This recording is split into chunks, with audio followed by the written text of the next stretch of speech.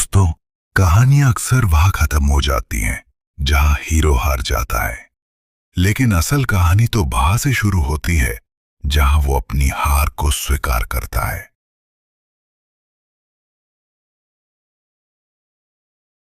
पिछली कहानी में हमने देखा अमन को, एक गोल मटोल मासूम गांव का लड़का, जिसके पास अपने माँ बाप का बेपनाह प्यार और एक सुकून भरी जिंदगी थी।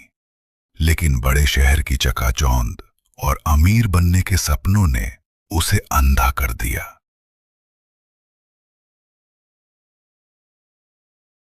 वो गांव से निकला, शहर पहुंचा और धीरे धीरे उसने सब कुछ खो दिया।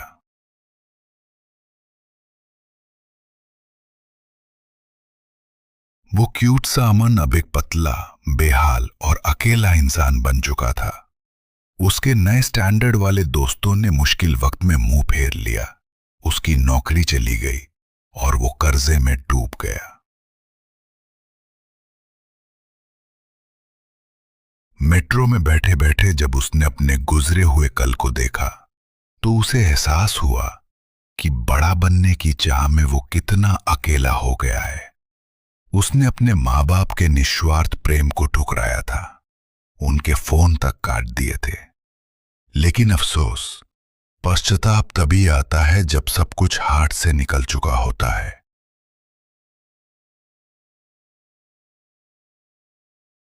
तो दोस्तों, क्या अमन का ये पश्चाताप काफी है उसकी पुरानी जिंदगी वापस दिलाने के लिए? क्या वो शहर की इस दलाली से निकलकर दोबारा अपने माँ बाप की गोद में सुकून पा सकेगा, या फिर किस्मत उसे कोई नया और गहरा जख्म देने वाली है? दोस्तों, शहर की चकाचौंध में सब कुछ खोने के बाद अमन को सिर्फ अपना वही छोटा सा घर याद आया, जिसे वो कभी पुराने ढंग का कहता था। पर क्या उसके पास इतनी हिम्मत थी कि वो अपने बुजुर्ग माँ बाप से आंख मिला सके?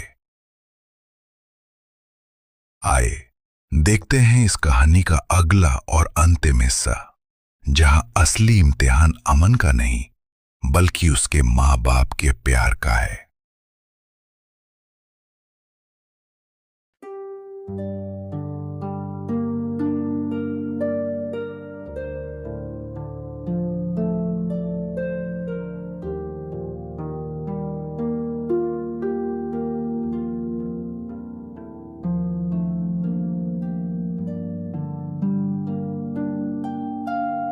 अमन ने सोचा था कि वो घर जाएगा तो शायद उसे ताने मिलेंगे, शायद उसके पिता गुस्सा करेंगे।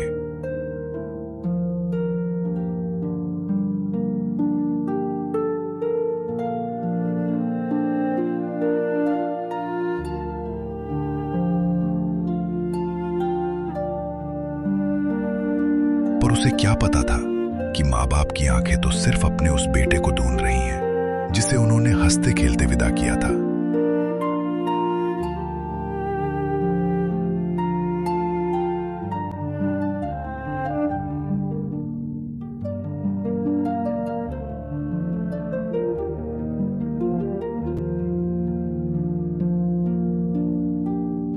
अमन, मेरा बच्चा राम, देखो इधर, ये हमारा अमन है।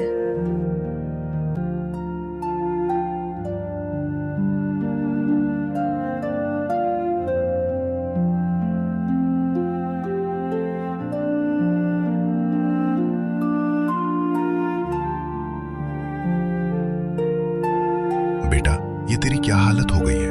ये आंखों पर चश्मा, ये चेहरा, तू इतना सूख कैसे गया? शहर में क्या तुझे 2 वक्त की रोटी भी नसीब नहीं हुई? मेरे लाल, जब तू यहाँ से गया था तो तेरे गाल इतने भरे हुए थे। तू कितना मोटा, ताजा और प्यारा लगता था। मैंने कितने मक्खन और घी खिलाकर तुझे पाला था। ये शहर ने तो तुझे बिल्कुल निचोड़ दिया।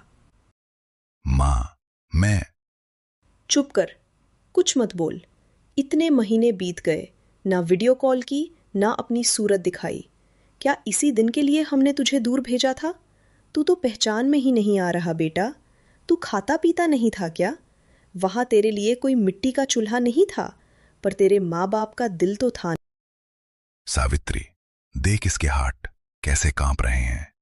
शहर की इस दौड़ ने हमारे बेटे की मासूमियत और उसकी सेहत दोनों छीन ली। बेटा, क्या इतना जरूरी था पैसा कमाना कि तूने अपनी जान ही सुखा दी? मां, मुझे माफ कर दो। मैं वहां गलत लोगों के चक्कर में पड़ गया था।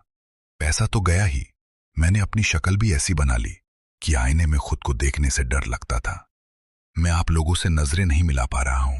ना, पैसा गया तो गया बेटा, तू जिंदा है वही हमारे लिए बहुत है। अब तू आ गया है ना, देखना मैं फिर से तुझे वैसा ही गोल मटोल अमन बना दूंगी। माँ का हटका खाना खाएगा तो सब ठीक हो जाएगा।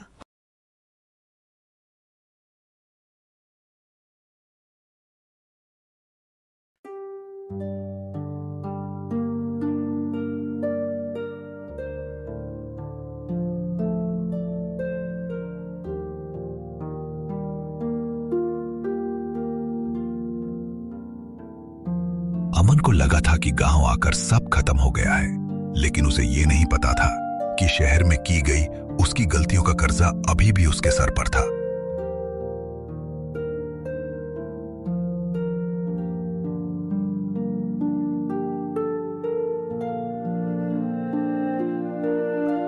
कुछ लोग अमन को ढूंढते हुए गांव तक आ पहुंचे थे। राम काका, आपका बेटा हमारे 5 लाख रुपए लेकर भागा है।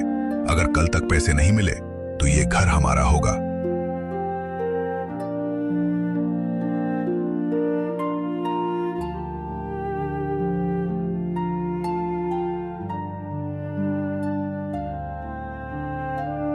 मेरे वजह से माँ बाप का छत भी चला जाएगा। मैं कितना बड़ा पापी हूं।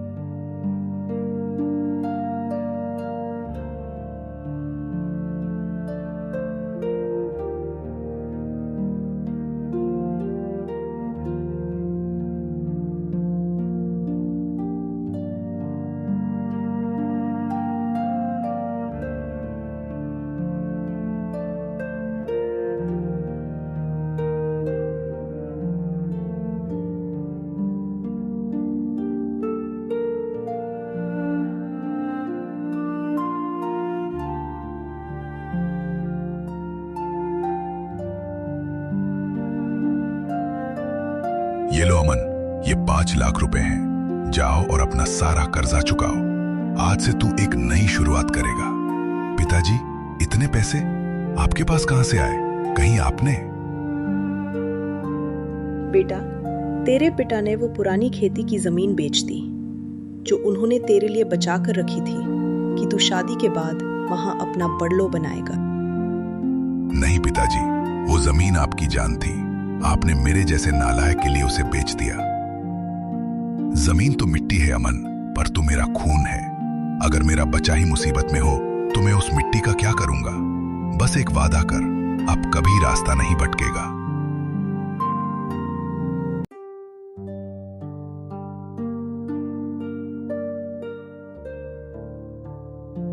अमन ने उन पैसों से अपना कर्जा तो चुकाया, लेकिन उसने एक और फैसला किया।